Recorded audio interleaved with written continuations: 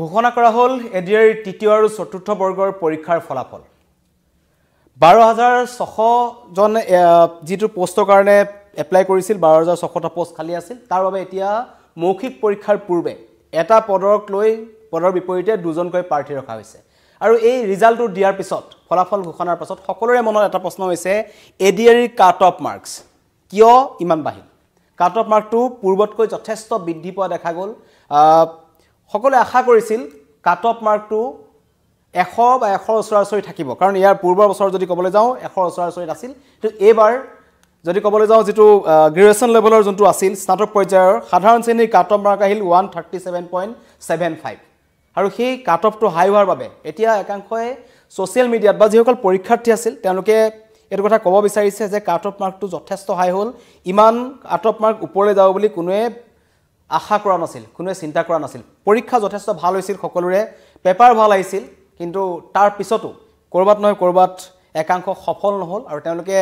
social মিডিয়াত এটা আক্ষেপ কৰিছে যে কাট অফ মাৰ্কটো ইমান হাই হোৱাৰ কাৰণটো কি বা নেগেটিভ মাৰ্কিং থকাৰ পাছতো যেহেতু এবাৰ নেগেটিভ মাৰ্কিং আছিল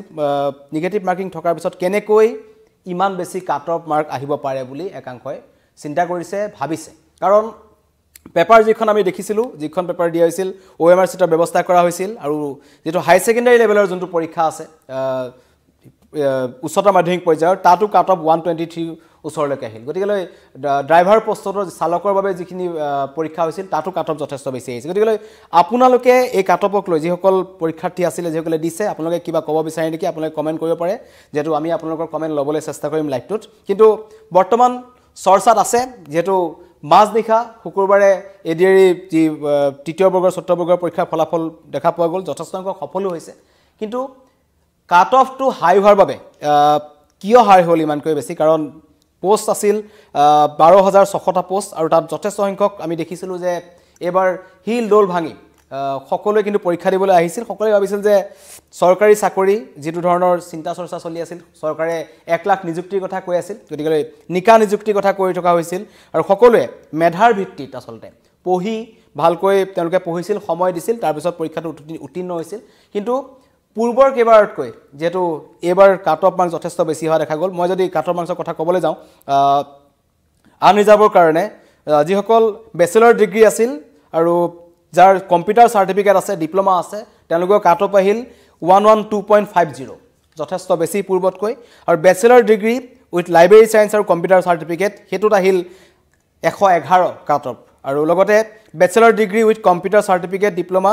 হেতুটো আহিছে 117 জেনেৰেলৰ কাৰণে আনৰিজাৰ্ভৰ আৰু বেচেলৰ ডিগ্ৰী যিসকল কেৱল স্নাতক পৰ্যায়ৰ সাধাৰণ শ্ৰেণীৰ কাট অফ আহিল মই ইতিমধ্যে কৈছো 137.75 আৰু লগতে এইচএস লেভেলৰ যিখিনি সায়েন্সৰ আছিল সেইখিনি কাৰণে আহিছে 126.25 আৰু এছএছএলসি লেভেলৰ মই ইতিমধ্যে কৈছো 119.50 গতিকে ইমান বেছি কাট অফ আহিব বুলি কোনোৱে ভবা নাছিল আৰু লগতে এছএছএলসি লেভেলৰ যেটো ড্ৰাইভাৰ পোষ্ট আছিল তাৰ বাবেও 127.127.50 কাট অফ আহিছে গতিকে ইমান বেছি কাট অফ কিয় আহিল হেতুক লৈ একাংশৰ মনত কিছুমান প্ৰশ্ন উদয় হৈছে কালিৰ পৰা আমি দেখিছো সোশ্যাল মিডিয়াত বিশেষকৈ যিসকলে এবাৰ পৰীক্ষাত বহিছিল তেওঁলোকে কাট অফ মাৰ্কছক লৈ পেলাই এটা প্ৰশ্ন উত্থাপন কৰিছে যে কেনেকৈ ইমান বেছি কাট অফ আহিল কাৰণ নেগেটিভ মাৰ্কিং আছিল সকলোৱে আশা কৰিছিল বা সকলোৱে চিন্তা কৰিছিল যে কাট অফ থকাৰ কাৰণে হয়তো কমিব পাৰে কাট অফটো কিন্তু তাৰ বিপৰীত ছবি এখন দেখা গ'ল কাট অফ অহা দেখা গ'ল আপোনালোকে কমেন্ট কৰিব পাৰে আমি আপোনালোকৰ কমেন্ট লবলৈ চেষ্টা কৰিম কিন্তু এই ক্ষেত্ৰত যেটো ৰাজ্যজুৰি এটা চৰ্চা হৈছে সকলোৱে প্ৰশ্ন কৰিছে যে কাট অফটো ইমান বৃদ্ধি হোৱাৰ আৰত কি কাৰণ আছে সেইখিনি সময়ত কিন্তু মুখ্যমন্ত্ৰী এটা আহিছে কমেন্ট আহিছে আমাৰ সৌৰভজ্যোতি শিবানন্দ লিখিছে ক্যান্ডিডেট সিলেকশন 1/2 হৈছে কাৰণে কাট অফ হাই হৈছে নিশ্চয় হেতু কথা মুখ্যমন্ত্ৰীও কালি জনাইছিল যে কাট অফ বেছি হোৱাৰ অন্যতম কাৰণটো হৈছে এটা পদৰ বিপৰীতে মৌখিক পৰীক্ষাৰ পূৰ্বে দুজনকৈ ক্যান্ডিডেট ৰখা হৈছে যাৰ বাবে কিন্তু কাট অফটো হাই হৈছে বুলি কৈছে লগতে প্ৰবাল তাতে কমেন্ট কৰিছে কাট অফ লৰা ছোৱালীৰ পাৰফৰমেন্সত ডিসাইড কৰে এক্সাম ভাল হৈছে সবৰে কাট অফ হাই হৈছে নিশ্চয় প্ৰবাল তাতেও কমেন্ট কৰিছে যে পৰীক্ষা ভাল হৈছে ছাত্ৰ ছাত্ৰীৰ সংখ্যা বাঢ়িছে আৰু যথেষ্ট সংখ্যক মেধা ছাত্ৰ ছাত্ৰীয়ে এবাৰ হয়তো এডিআৰ পৰীক্ষাত অৱতীৰ্ণ হৈছিল যাৰ বাবে কাট অফটো হাই হৈছে বুলি একাংশই ক'ব বিচাৰিছে কমেন্ট আহিছে আপোনালোকে কমেন্ট কৰিব পাৰে কিন্তু এই ক্ষেত্ৰত মুখ্যমন্ত্ৰীয়ে কি মন্তব্য কৰিছিল কালি দিনটোত এই কাট অফ হাই হোৱাক লৈ পেলাই আৰু কি কাৰণে এডিআৰ পৰীক্ষাত কাট অফ মাৰ্কস যথেষ্ট হাই অহা দেখা গ'ল তাক লৈ মুখ্যমন্ত্ৰীৰ প্ৰতিক্ৰিয়া আহিছিল যেহেতু আমাৰ সংবাদ মাধ্যমৰ ফালৰ পৰা কোৱা হৈছিল যে কাট অফ মাৰ্কছটোক লৈ পেলাই কিন্তু একাংশৰ মনত কিছুমান প্ৰশ্নবোধক আহিছে যে কেনেকৈ ইমান বেছি কাট অফ হ'ল কাৰণ ইয়াৰ আগৰ বছৰ ইমান হোৱা নাছিল মুখ্যমন্ত্ৰীয়ে কি কৈছে আমি আপোনালোকক শুনাব বিচাৰিছোঁ লগতে আমি আপোনালোকৰ কমেণ্ট আপোনালোকে কাট অফক লৈ কি ভাবে আপোনালোকৰ মতে কাট অফ হাই হোৱাৰ অন্যতম কাৰণটো কি হয় আপোনালোকে জনাব পাৰে মই ইতিমধ্যেই তিনিজনৰ কমেণ্ট লৈছোঁ সৌৰভজ্যোতি শিৱানন্দ প্ৰবাল তাঁতী আৰু আপোনালোকে কমেণ্ট কৰিব পাৰে মুখ্যমন্ত্ৰীৰ মন্তব্যটো শুনাব বিচাৰিছোঁ এডিআৰই এক্সামত আজি কাট অফ মাৰ্ক কিছু হাই হোৱা বুলি কিছুমানে কৈছে মাৰ্ক হাই হোৱা ল' হোৱাটো ডিপেণ্ড কৰে যে কিমান পোষ্ট আছে গতিকে কাট অফ মাৰ্কটো ল' হাই কোনেও নকৰে যদি ৫,০০০ পোষ্ট আছে ৫,০০০ৰ বিপৰীতে ১০,০০০ মানুহ অৰেলত আহিব গতিকে ১০,০০০ হৈ যোৱাৰ লগে লগে এইটো কাট অফ হৈ যায় কাট অফ মাৰ্কটো হাই আৰু ল' কোনেও কৰিব নোৱাৰে এইটো মেৰিটৰ ওপৰত ডিপেণ্ড কৰে বেছি যদি চোকা ল'ৰা ১০,০০০ৰ ভিতৰত সোমাই যায় তেওঁলোকে কাট অফ মাৰ্কটো উঠাই দিয়ে এইটো কাট অফ মাৰ্ক এনেকুৱা নহয় যে কোনোবাই নিৰ্ধাৰণ কৰি দিয়ে এইটো কাট অফ মাৰ্ক পৰীক্ষাৰ মেৰিটে নিজে নিজে নিৰ্ধাৰণ কৰে এইটো চৰকাৰে নিৰ্ধাৰণ কৰি দিয়া বস্তু নহয় নিযুক্তি কেতিয়া হ'ব এডিআৰই লাহে হ'ব এতিয়া আকৌ মে' মাহত এতিয়াতো এপ্ৰিলত পঞ্চায়ত ইলেকশ্যন হ'ব সেই সময়তো অৰেল নহয় মে'ত অৰেল হ'ব যিমান পোষ্ট আছে তাৰ দুগুণ ল'ৰা ছোৱালী পাছ কৰিছে এদিনত 100জনতকৈ বেছি অৰেল ল'ব নোৱাৰি 1.5 মাহ অৰেল চলিব গতিকে জুনৰ মাহটো অৰেলত যাব জুলাই মাহত হ'ব পাৰে এতিয়া মই মুখত কোনো ডেট দিব খোজা নাই তেতিয়া আকৌ মানুহে ক'ব আপুনি জুলাই বুলি কৈছিল কিজানি জুলাই নহয় আগষ্টতো হ'ব পাৰে গতিকে আমাৰ কাৰ্যকালতে নিযুক্তি হ'ব এডিআৰই 3.0 কিমান পোষ্ট এইবাৰ উলিয়াই দিয়া হ'ব যিমান মই উলিয়াই দিব নোৱাৰোঁ অলৰেডি এইবোৰ এডভাৰটাইজ হৈ গৈছে এইটো মুখ্যমন্ত্ৰীয়ে উলিয়াই আৰু সুমুৱাই দিব নোৱাৰে এডভাৰটাইজৰ সময়তে যোৱাকালিও আপোনালোকৰ আগতেই প্ৰেছ কনফাৰেঞ্চ কৰিছে তাতে পোষ্টৰ সংখ্যা দশমিকলৈকে দিয়া আছে আৰু যি পোষ্ট হ'ব পৰীক্ষাৰ আগতেই শিক্ষাৰ্থীক জনাব লাগিব পিছত উলিয়াই দিয়া সুমুৱাই দিয়া কৰি থাকিব নোৱাৰি এডিআৰই এক্সামত আজি কাট অফ মাৰ্ক কিছু হাই হোৱা বুলি কিছুমানে কৈছে কাট অফ মাৰ্ক হাই হোৱা ল' হোৱাটো ডিপেণ্ড কৰে যে কিমান পোষ্ট আছে গতিকে কাট অফ মাৰ্কটো ল' হাই কোনেও নকৰে যদি ৫,০০০ পোষ্ট আছে ৫,০০০ৰ বিপৰীতে ১০,০০০ মানুহ অৰেলত আহিব গতিকে ১০,০০০ হৈ যোৱাৰ লগে লগে এইটো কাট অফ হৈ যায় কাট অফ মাৰ্কটো হাই আৰু ল' কোনেও কৰিব নোৱাৰে এইটো মেৰিটৰ ওপৰত ডিপেণ্ড কৰে বেছি যদি চোকা ল'ৰা ১০,০০০ৰ ভিতৰত সোমাই যায় তেওঁলোকে কাট অফ মাৰ্কটো উঠাই দিয়ে এইটো কাট অফ মাৰ্ক এনেকুৱা নহয় যে কোনোবাই নিৰ্ধাৰণ কৰি দিয়ে এইটো কাট অফ মাৰ্ক পৰীক্ষাৰ মেৰিটে নিজে নিজে নিৰ্ধাৰণ কৰে এইটো চৰকাৰে নিৰ্ধাৰণ কৰি দিয়া বস্তু নহয় নিযুক্তি কেতিয়া হ'ব এডিআৰই লাহে হ'ব এতিয়া আকৌ মে' মাহত এতিয়াতো এপ্ৰিলত পঞ্চায়ত ইলেকশ্যন হ'ব সেই সময়তো অৰেল নহয় মে'ত অৰেল হ'ব যিমান পোষ্ট আছে তাৰ দুগুণ ল'ৰা ছোৱালী পাছ কৰিছে এদিনত 100জনতকৈ বেছি অৰেল ল'ব নোৱাৰি 1.5 মাহ অৰেল চলিব গতিকে জুনৰ মাহটো অৰেলত যাব জুলাই মাহত হ'ব পাৰে এতিয়া মই মুখত কোনো ডেট দিব খোজা নাই তেতিয়া আকৌ মানুহে ক'ব আপুনি জুলাই বুলি কৈছিল কিজানি জুলাই নহয় আগষ্টতো হ'ব পাৰে গতিকে আমাৰ কাৰ্যকালতে নিযুক্তি হ'ব এডিআৰই 3.0 কিমান পোষ্ট এইবাৰ উলিয়াই দিয়া হ'ব যিমান মই উলিয়াই দিব নোৱাৰোঁ অলৰেডি এইবোৰ এডভাৰটাইজ হৈ গৈছে এইটো মুখ্যমন্ত্ৰীয়ে উলিয়াই আৰু সুমুৱাই দিব নোৱাৰে এডভাৰটাইজৰ সময়তে যোৱাকালিও আপোনালোকৰ আগতেই প্ৰেছ কনফাৰেঞ্চ কৰিছে তাতে পোষ্টৰ সংখ্যা দশমিকলৈকে দিয়া আছে আৰু যি পোষ্ট হ'ব পৰীক্ষাৰ আগতেই শিক্ষাৰ্থীক জনাব লাগিব পিছত উলিয়াই দিয়া সুমুৱাই দিয়া কৰি থাকিব নোৱাৰি মুখ্যমন্ত্ৰীৰ মন্তব্য শুনিলে যে শিক্ষাৰ্থী বা মেধাৱী শিক্ষাৰ্থীৰ সংখ্যা বাঢ়িছে যাৰ বাবে কাট অফ বাঢ়িছে আৰু হয় যথেষ্ট সংখ্যক এবাৰ ছাত্ৰ ছাত্ৰী বহিছিল আশা কৰিছিল যে পৰীক্ষাটোক লৈ পেলাই চৰকাৰী চাকৰি আশাত আৰু হিমন্ত বিশ্ব শৰ্মা চৰকাৰে যি 1 লাখ নিযুক্তিৰ যি সপোন বা তেওঁলোকে যি লক্ষ্য লৈছিল সেই লক্ষ্যত উপনীত হৈছে কিন্তু কমেণ্ট আহিছে আমালৈ যথেষ্ট সংখ্যক আপোনালোকে যদি মোৰ লাইভটো কোনোবা এডিআৰই পৰীক্ষাৰ্থীয়ে চাই আছে আপুনি পৰীক্ষা দিছিল আপুনি পৰীক্ষাত অৱতীৰ্ণ হৈছে বা অৱতীৰ্ণ হোৱাৰ পিছত আপোনাৰ ফলাফল কি হৈছে ফলাফলক লৈ আপুনি কি ভাবে এই পৰীক্ষাটোত কাট অফ ইমান বেছি কিয় হ'ল পৰীক্ষাৰ পেপাৰ কেনেকুৱা আছিল কি কাৰণে সিলেকশন হৈছে যদি আপুনি জনাব পাৰে যদি সিলেকশন হোৱা নাই কি কাৰণত হোৱা নাই বা কোট কি হৈছে আপুনি জনাব পাৰে প্ৰকাশ উপাধ্যায় আচাৰ্য লিখিছে আচৰিত কাট অফ বৃদ্ধি হোৱাটোক লৈ তেওঁক লিখিছে নীলিম নয়নে লিখিছে 10 তাৰিখে নিযুক্তি নহয় তাৰমান নহয় মুখ্যমন্ত্ৰীয়ে কৈছে যেহেতু পঞ্চায়ত নিৰ্বাচন আহিছে পঞ্চায়ত নিৰ্বাচনৰ মাজত মৌখিক পৰীক্ষাটো অনুষ্ঠিত কৰিব পৰা নাযাব হয়তো মে'ত হ'ব পাৰে নহলে আগষ্টতো হ'ব পাৰে কিন্তু পৰ্যায়ক্ৰমে হ'ব বুলি কৈছে কাৰণ পঞ্চায়ত নিৰ্বাচনৰ মাজত এনেকুৱাবোৰ মৌখিক পৰীক্ষা নহয় বুলি মুখ্যমন্ত্ৰীয়ে ঘোষণা কৰিছে কিন্তু কৈছে যেহেতু লিখিত পৰীক্ষাৰ দিয়া হ'ল এতিয়া যেটো ভাইভা বা মৌখিক পৰীক্ষা হ'ব বা স্কিল টেষ্ট হ'ব কম্পিউটাৰ টেষ্ট হ'ব সকলো হয়তো এই পঞ্চায়ত নিৰ্বাচনৰ পিছত কাৰণ বিহুৰ ওচৰা-ওচৰিকেই পঞ্চায়ত নিৰ্বাচন হ'ব এপ্ৰিলৰ পিছত মে মাহত হয়তো মৌখিক পৰীক্ষা পতাৰ সম্ভাৱনা আছে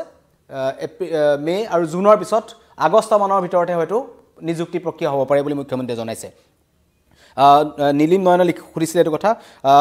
সৌৰভ জ্যোতি শিৱানন্দ লিখিছে যোৱা বছৰৰ কেণ্ডিডেট বেছি আছিল বাট কাট অফ হাই কৰা নাছিলে এবাৰ নিগেটিভ মাৰ্ক থকাৰ পিছতো কাট অফ হাই হৈ গ'ল কেনেকৈ নিশ্চয় এইটো এটা প্ৰশ্ন আছে কিন্তু মুখ্যমন্ত্ৰী ইতিমধ্যে কৈছে যে সিলেকশ্যন প্ৰচেছটোক লৈ পেলাই কাট অফ মাৰ্কছটো বাঢ়িছে যেহেতু এবাৰ যথেষ্ট সংখ্যক মেধাৱী ছাত্ৰ-ছাত্ৰী তাত আছিলে আৰু আটাইতকৈ কিছুমানে কৈছে যে যিসকলে প্ৰশাসনিক পৰীক্ষাৰ কাৰণে পঢ়ি আছে এপিএছচিৰ কাৰণে পঢ়ি আছে ইউপিএছচিৰ কাৰণে পঢ়ি আছে বা যিসকলে কোচিং কৰি আছে তেনেকুৱা ধৰণৰ একাংশ ষ্টুডেণ্টো হয়তো এবাৰ পৰীক্ষাত বহিছে গতিকেলৈ এপিএছচিৰ কাৰণে বা অন্য ধৰণৰ এনেকুৱা প্ৰশাসনিক পৰীক্ষাবোৰৰ কাৰণে যিসকলে নিজকে তৈয়াৰী কৰিছিল সেইসকলৰ বাবে হয়তো ক'ৰবাত নহয় ক'ৰবাত এডিএ পেপাৰখন সাধাৰণ যিসকল আমাৰ ছাত্ৰ-ছাত্ৰী আছে তেওঁলোকৰ কিছু সহজ তেওঁলোকে হয়তো পাইছে সেইটো এটা কাৰণ হ'ব পাৰে নিগেন বৰ্মনে লিখিছে পৰীক্ষা সহজ হৈছে যাৰ কাৰণে কাট অফ বাঢ়িছে গতিকেলৈ কমেণ্ট আহি আছে আপোনালোকেও জনাব পাৰে মোক আপোনালোকৰ কমেণ্ট ল'ম কিন্তু মুখ্যমন্ত্ৰী এটা কথা কৈছে কাট অফটো আমাৰ ফালৰ পৰা নাহে এটো পৰীক্ষাৰ্থীৰ মাৰ্কছৰ ওপৰত ডিপেন্ড কৰে যদি তাত 10000ৰ ভিতৰত এটা যেহেতু 12600টা পোষ্ট আছিল তাত যদি 5000 মেধাৱী ছাত্ৰ-ছাত্ৰী আহিছে যিসকলে 130ৰ ওপৰত পাইছে সকলোৱে গতিকে কাট অফটো 130ৰ ওপৰতে যাব সেই বুলি মুখ্যমন্ত্ৰী ঘোষণা কৰিছে তাপজ আছে লিখিছে মোৰ নাম অহা নাই মই এসসি কাষ্ট আছিলে 97 পাইছো নিশ্চয় এসসি আপোনালোকৰ যিখন গভৰ্নমেণ্ট আসামৰ ফালৰ পৰা যিখন কাট অফ মাৰ্কছৰ সিট দিয়া হৈছে তাত আপুনি চাব পাৰিব আপোনাৰ এসসিৰ কাৰণে কাট অফ কিমান আছে নৱজ্যোতি ৰাভাই লিখিছে কাষ্টৰ ডিফাৰেন্স একো নাই দেখোন নিশ্চয় এবাৰ কিন্তু এটো এটা ডাঙৰ কথা জেনাৰেল কাষ্টৰ পৰা আৰম্ভ কৰি আনৰিজাৰ্ভৰ পৰা বাকি সকল যিবোৰ কাষ্ট আছে সকলোতে কিন্তু কাট অফটো বহুত তললৈ নামি অহা নাই খুব কমে আছে গতিকে যিসকলে পাইছে যথেষ্ট মেধাৰ ভিত্তিত পাইছে বুলি সকলে ক'ব বিচাৰিছে আৰু মাৰ্কছ সকলে পাইছে বিশেষকৈ চালকৰ যেটো পৰীক্ষা হৈছিল এই চালকৰ পৰীক্ষাটোতে কিন্তু 122 লৈকে কাট অফ গৈছে গতিকে যথেষ্ট সংখ্যকে কমেন্ট কৰিছে ৰফিকুল হকে লিখিছে 2023ত এপ্লাই কৰি 2024ত এক্সাম দি 2025ত ৰিজাল্টটো কোন দিনে দিব নিযুক্তি কোন দিনাখন দিব হেতু জনাওক বুলি